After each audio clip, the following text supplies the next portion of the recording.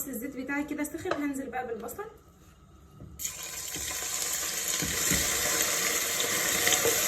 هحط مع البصل معلقه سكر.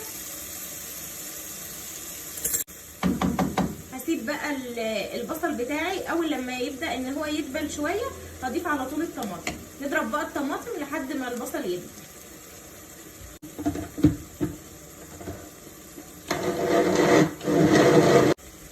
خلاص البصل بتاعي بدا يدبل، هنزل بقى بالطماطم. عبال لما الطماطم تتسبك بقى تعالوا نقطع الخضره واقول لكم حاجه كده. كان في مره واحده ست عجوزه يعني مسنه كبيره في السن، فالست دي عندها 3 صبيان، عندها 3 صبيان ومتجوزين كل واحد في حياته يعني. ففي يوم من الايام قالت انا هروح لابني اقعد عنده شويه، فراحت عند ابنها الكبير. فبعدين الست دي مرات ابنها جابت لها الفطار، قالت لها الست دي قالت لها انا عايزه اتوضى الصبح، فجابت لها ميه علشان تتوضى. فهي اتوضت بالميه دي وقامت راميه الميه على السرير. فلما مرات ابنها جيت بتقول لها ايه الميه دي، قالت لها ده انا عملت بيبي على نفسي، عملت حمام على نفسها يعني.